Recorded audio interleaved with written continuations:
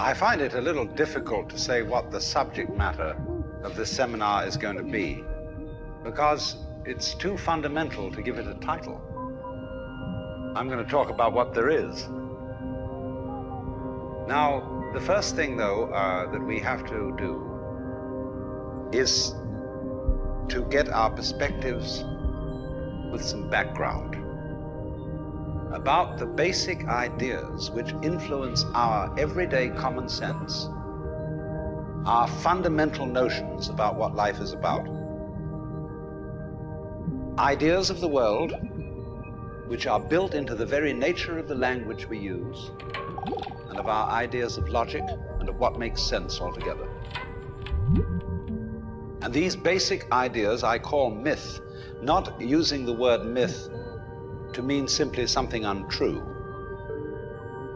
but to use the word myth in a more powerful sense.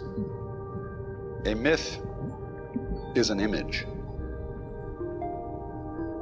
in terms of which we try to make sense of the world.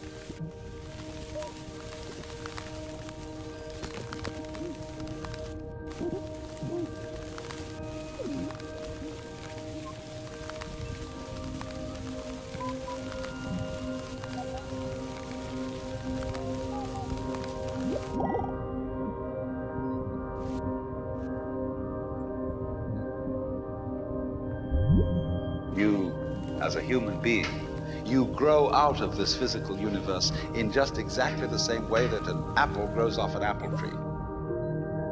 So let's say the tree which grows apples is a tree which apples, using apple as a verb. And a world in which human beings arrive is a world that peoples. And so the existence of people is symptomatic of the kind of universe we live in. Just as hair on a head is symptomatic of what's going on in the organism. But we have been brought up not to feel that we belong in the world. So our popular speech reflects it. We say, I came into this world. You didn't, you came out of it. We say, face facts. We talk about encounters with reality, as if it was a head-on meeting of completely alien agencies, and the average person has the sensation that he is a somewhat that exists inside a bag of skin, the center of consciousness, which looks out at this thing, and what the hell's it gonna do to me? I recognize you, you kind of look like me, and I've seen myself in a mirror, and you look like you might be people. So maybe you're intelligent, maybe you can love too. And perhaps you're all right. Some of you are anyway. You've got the right color of skin, or you have the right religion, or whatever it is, you're okay. But there are all those people over in Asia, Africa, and they may not really be people. When you want to destroy someone, you always define them as unpeople.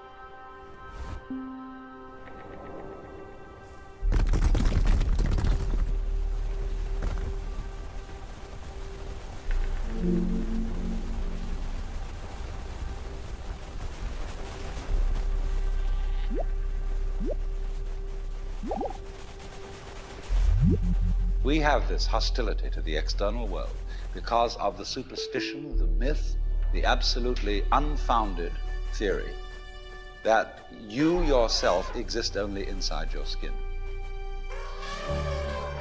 Now, I want to propose another idea altogether. Billions of years ago, you were a big bang.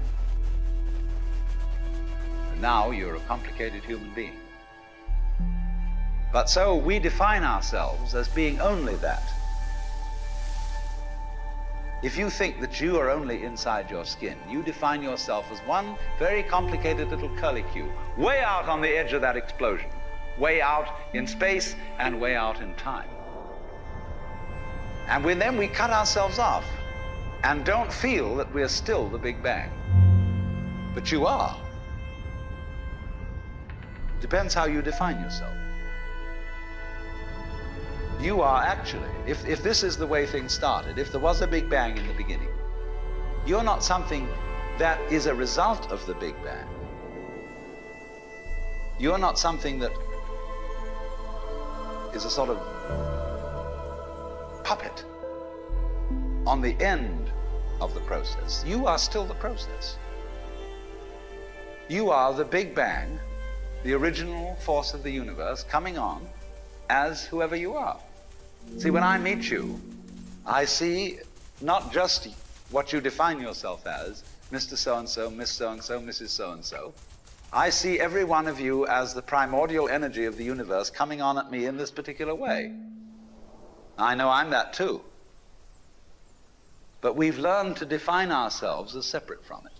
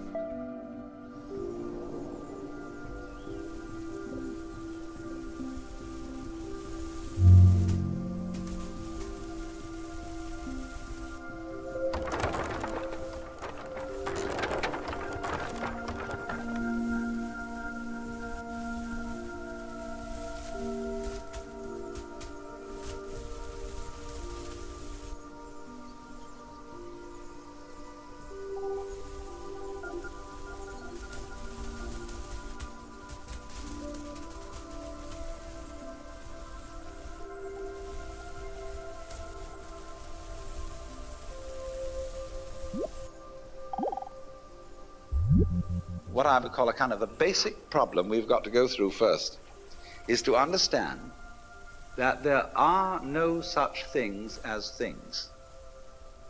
That is to say, separate things.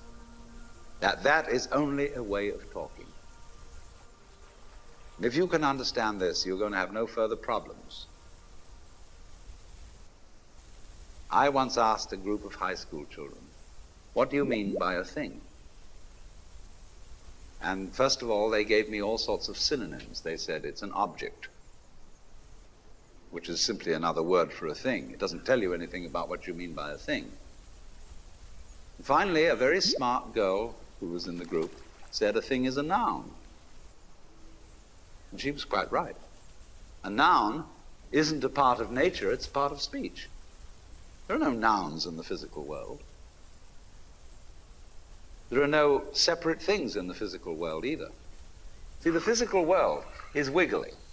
The clouds, mountains, trees, people are all wiggly. And only when human beings get working at things, they build buildings in straight lines and try and make out that the world isn't really wiggly. But here are we sitting in this room all built on straight lines, but each one of us is as wiggly as all get out.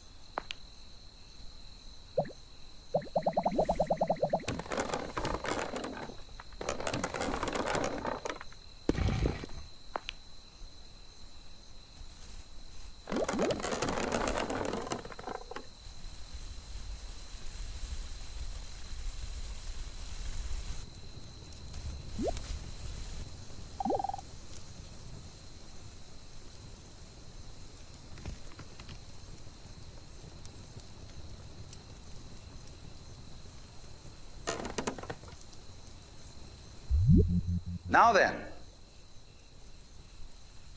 when you want to get control of something that wiggles, it's pretty difficult, isn't it? You try and pick up a fish in your hands, and the fish is wiggly and it slips out. What do you do to get hold of the fish? You use a net. And so the net is the basic thing we have for getting hold of the wiggly world. A net is something regular, and I can number the holes in a net. So many holes up, so many holes across. And if I can number these holes, I can count exactly where each wiggle is in terms of a hole in that net. But in order to do that, I've got to break up the wiggle into bits. And I've got to call this a specific bit, and this the next bit of the wiggle, and this the next bit, and this the next bit of the wiggle.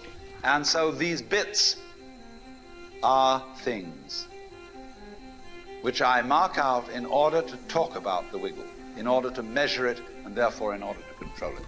But in nature, in fact, in the physical world, the wiggle isn't bitted. So the world doesn't come thing. You and I are all as much continuous with the physical universe as a wave is continuous with the ocean. The ocean waves, and the universe peoples. And as the wave, I wave at you and say, you. The world is waving at me with you and saying, hi, I'm here. But the way we feel and sense our existence, being based on a myth that we are made, that we are parts, that we are things, our consciousness has been influenced so that each one of us does not feel that. We feel we have been hypnotized, literally hypnotized, by social convention into feeling and sensing that we exist only inside our skins, that we are not the original bang, but just something out on the end of it. And therefore we are scared stiff. Because my wave is going to disappear, and I'm going to die, and that would be awful.